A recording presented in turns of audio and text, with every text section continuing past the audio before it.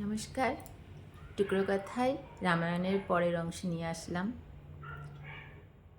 গতকাল বলেছিলাম হনুমানের সঙ্গে প্রথম পরিচয় রাম এবং লক্ষ্মণের, তাতে কি কি কথোপকথন হলো।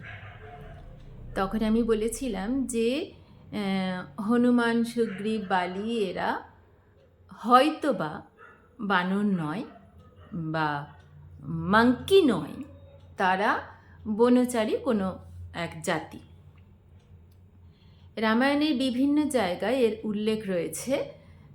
যেরকম যখন অধিবেশন সভা বসেছে, দশরথ রামের নাম প্রস্তাব করছে, সভায় সকলে মিলে ডিসিশন নেওয়া হয় রামকে যুবরাজ হিসেবে ঘোষণা করা হবে কিনা। সেখানে কিন্তু বিভিন্ন দেশের তাদের বন্ধু রাজ্য যেগুলো আর বিভিন্ন তাদের রাজ্যের মধ্যে যে প্রদেশগুলো রয়েছে সেখান থেকে সব মন্ত্রীরা এরকম এসেছে। সেখানেও উল্লেখ রয়েছে কিছু বানর এসেছে। গোস্বামী বাল্মীকি উনিও কিছু কিছু জায়গায় এমন উল্লেখ করেছেন যে বনচারী বা ঋষিপুত্র, তাহলে ঋষি মানে তো মানুষ ছিলেন, তাহলে তার পুত্র একজন বানর কি করে হয়। বা রিচ রিচ মানে ভাল্লুক, জম্বুবান আমরা যে গল্পে পাই, মানে আমরা যেহেতু এইরকম বানর ভাল্লুক এরকম পেয়েছি, তাই আমরা ওই রকম রূপেরই, আসলে হয়তো এরা এরকম সেজে থাকতো, পোশাক ধারণ করতো। কিছু কিছু জায়গায় দেখেছি যে তাদের ভেষ বা পোশাক আভূষণ এটাকে ত্যাগও করেছে। যেরকম বললাম যে যখন রামের সঙ্গে দেখা করতে যাচ্ছে সুগ্রীব তখন বলেছে যে তোমার প্রকৃত রূপে যাও, এই বেশ ছেড়ে যাও। তখন হনুমান নিজের বানর রূপ ছেড়ে ভিক্ষুক ঋষি হিসেবে শ্রীরামের সঙ্গে দেখা করেছিলেন। তাহলে এইটা যদি আমরা হনুমানই মনে করি, তাহলে বাঁদর মনে করি, তাহলে কিন্তু অনেক জায়গায় একটা সংশয়ের সৃষ্টি হয় যে কি করে কথা বলছে, বেদপাঠ করছে, রূপ পাল্টাচ্ছে। কিন্তু যদি আমরা মনে করি যে বনচারী কোনো মানুষ, তারা বিভিন্ন প্রয়োজনে বা নজর রাখার জন্য জঙ্গলে কেমোফ্লেজে করে নিজেদের মিশিয়ে রাখার জন্য বানর রূপ ধারণ করতো বা ভাল্লুকের রূপ ধারণ করতো, এটা কিন্তু মেনে নেওয়া অনেক সহজ হবে। এরপরে আসি, এইখানে রয়েছে কিষ্কিন্ধার কথা বাল্মীকি মুনি বলেছেন যে হৃষ্টপৃষ্ট মানুষপূর্ণ জনপদ একটা, মানে খুব সুন্দর একটা নগর, জনপদকে এখানে লোকজন থাকে তাকে, তার মানে সেখানে বানর যে বাদর থাকছে সেটাও কিন্তু বলছেন না। এরকম বিভিন্ন বিষয়ে আমাদের মনে হয়েছে যে এরা হয়তো বা মানুষই ছিলেন, তারা সময় বিশেষে মাঙ্কি রূপ নিতেন। যাই হোক, হনুমানের সঙ্গে পরিচয় হওয়ার পরে সুগ্রীবের কাছে গিয়েছে, সুগ্রীবের সঙ্গে আলাপ আলোচনা হয়েছে। তারপর তাদের মধ্যে কথোপকথন হয়েছে যখন বালির প্রসঙ্গ হয়েছে। বালির প্রসঙ্গ হওয়ার পরে রাম তো রাজি হয়েছে যে বালিকে বধ করবে সুগ্রীব, আর তার পরিবর্তে সুগ্রীব সীতাকে খুঁজতে সাহায্য করবে। এরপর এইটা বলল তাতেই সুগ্রীব যে রাজি হয়ে গেল তা কিন্তু নয়, কারণ তাকেও তো জানতে হবে যে এই মানুষটার সঙ্গে কথা হচ্ছে রাম লক্ষ্মণ দুজন এসছে একা একা। শুনছি তার বিভিন্ন গল্প যে এত রাক্ষসকে মেরেছে, 14,000 রাক্ষস সেনাকে মেরেছে, এইসব করেছে, কিন্তু নিজের তো জানতে হবে যে এর ক্ষমতা কতটা, কারণ সুগ্রীব জানে বালির ক্ষমতা কতটা। তাহলে বালিকে আদৌ এই মানুষটা মারতে পারবে কি না, তাই বিভিন্ন রকম টেস্ট নিচ্ছে। শ্রীরাম বলছে যে তুমি দেখে নাও আমি পারবো কি না, বিভিন্ন রকম টুকটাক টেস্টও নেওয়া হচ্ছে। তারপরে ঠিক হলো যে এই দিন আমরা বালিকে ইনভাইট করবে যুদ্ধের জন্য সুগ্রীব, তখন রাম তাকে মারবে।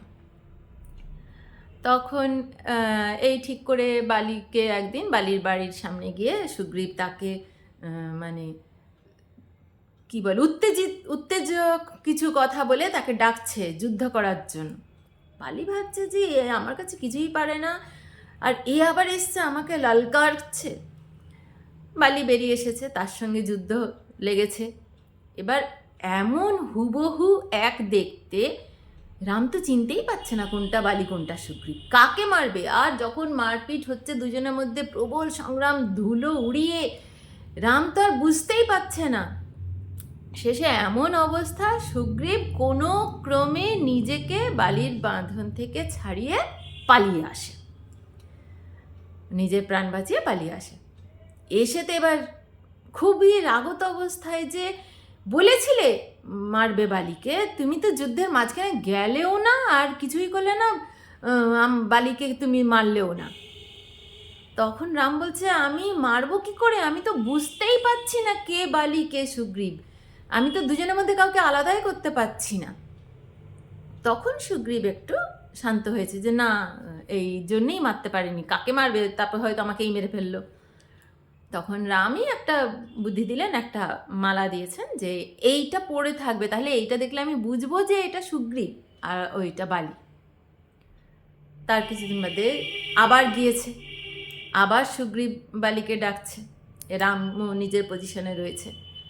বালির স্ত্রী তারা, সে বলছে যে এই বারবার এসে হেরে যায়, এই কদিন আগেই আসলো, আগের দিনই আসলো, এসে এরকম যুদ্ধ হলো, হেরে গেল, আবার আসছে, নিশ্চয়ই অন্য কোনো প্ল্যান রয়েছে, তুমি যেও না। বালি কিন্তু শুনছে না, বালি যাবেই আর কি, ওর আবার কি প্ল্যান, ওর কোনো বুদ্ধিও নেই, কোনো ক্ষমতাও নেই, আজকেই আমি শেষ করে দেব। বালি এসেছে, সুগ্রীবের সঙ্গে লড়াই লেগেছে, এবার তো শেষ হবেই আর কি। এই মতাবস্থায় শ্রীরাম পিছন থেকে তীর মেরে বালিকে বধ করে। এই এই একটা ঘটনা আমি যেটা বলি আর কি, বিভিন্ন রকম প্রশ্নের মুখে ফেলে দেয় রামচরিত্রটাকে। তার মধ্যে এটা একটা, বালিকে পিছন থেকে কেন হত্যা করেছে। এই প্রশ্নটা আমরা করার আগে বালি নিজেই করেছে। যখন মাটিতে লুটিয়ে পড়েছে বালি, তখন শ্রীরামও এসেছেন, সুগ্রীব তাকে ধরে রেখেছে, শ্রীরামও এসেছেন। তখন বালি তাকে জিজ্ঞেস করছে যে আমার সঙ্গে তো তোমার কোনো শত্রুতা ছিল না, তোমার সঙ্গে লড়াই হয়নি না, আমি তোমার রাজ্যে আক্রমণ করেছি, তুমি একজন সাধারণ ঋষি বেশে আছো দেখছো, তাহলে আমাকে পিছন থেকে হত্যা করলে কেন? তুমি তো, তোমার বেশভূষা দেখছি মনে হচ্ছে ধর্মকর্ম করো, তাহলে কোথায় তোমার এটা ধর্মের কাজ? না তুমি শিকারে বেরিয়েছো যে আমার চামড়া, নোখ, মাংস এগুলো তুমি কাজে লাগাবে, সেটাও নয় মানতাম, যে তুমি শিকার করতে গিয়েছো তাই আমার সঙ্গে শত্রুতারও দরকার নেই, তুমি শিকার করার জন্য আমাকে মেরেছো, তাও তো নয়, তাহলে কিসের জন্য আমাকে মেরেছ? এর উত্তরটা রাম কী রকম দিয়েছে বাল্মীকি রামায়ণে, সেটাই আমি বলি। মানে আমার বলার উদ্দেশ্য হচ্ছে যে কে ঠিক ভুল এই বিচারটা আমাদের বোধহয় না করাই উচিত। ডাইরেক্ট কীরকম রয়েছে বাল্মীকি রামায়ণে, ইতিহাস কি রয়েছে সেটা আমরা জানলাম, আর তার থেকে আমরা জ্ঞান নিতে পারি যে এই পরিস্থিতিতে কেউ এই কাজ করেছে, আমি কী রকম করবো, এই জ্ঞান নেওয়ার জন্যই কিন্তু আমরা ইতিহাস পাঠ করি। তা শ্রীরাম কি উত্তরটা দিচ্ছেন? শ্রীরাম বালিকে বলছেন যে তুমি তো ধর্মের কথা বলোই না, তুমি মানে আমাদের শাস্ত্রে রয়েছে কোনো পুরুষ নিজের পুত্রী মানে কন্যা, বোন, ভাইয়ের বউ বা ছেলের বউকে কুনজরে, কামযুক্ত নজরে দেখতে পারে না। এই রকম যদি কেউ কামযুক্ত নজরে তাদের দিকে দৃষ্টি দেয়, তাহলে সেটা চরম পাপের পর্যায়ের কাজ আর কি, তার একটাই দণ্ড, মৃত্যুদণ্ড। আর এরকম অনেক জায়গায় রয়েছে, বড় ভাই বা ছোট ভাই মারা গেলে তার স্ত্রীর সঙ্গে অন্য ভাইয়ের বিয়ে দিয়ে দাও, কিন্তু ভাইয়ের জীবিত থাকা অবস্থায় তার স্ত্রীকে বলপূর্বক আটকে তাকে কাম রিপুর তাড়নায় তাকে আটকে রেখে তাকে ধর্ষণ করা আর কি, তাহলে এইটা তো মহা পাপ, এর একমাত্র শাস্তি হচ্ছে মৃত্যুদণ্ড। আর আমি যেহেতু অযোধ্যার থেকে এসেছি, অযোধ্যার রাজা কৌশলরাজ আর কি, কৌশলরাজ চক্রবর্তী রাজা ভরত, তার রিপ্রেজেন্টেটিভ আমি, আর আমার এটা ডিউটির মধ্যে পড়ছে, যেহেতু এই কিষ্কিন্ধাও ওই রাজ্যের আন্ডারেই রয়েছে, পুরো ভারতবর্ষ ওই কৌশলরাজের আন্ডারে রয়েছে, তাই এখানে যে এরকম কোনো কাজ করবে যেটা পানিশেবল কাজ, তাহলে তাকে দণ্ড দেওয়া বা পানিশ করার ডিউটি আমার। তাই আমি আমার ডিউটি করেছি। আমি তোমার সঙ্গে যুদ্ধ করছিলাম না, আমি তো আমার ডিউটি করেছি। সে কিভাবে মারবো তোমাকে, সামনে থেকে পিছন থেকে, তোমার মৃত্যুদণ্ড আমি তোমাকে দণ্ড দিয়েছি। আর যদি শিকারই বলো, আমি শিকার করতে বেরিয়েছি, শিকার সামনে থেকে করছে না পিছন থেকে করছে সেটা তো তোমার দেখতে হবে না।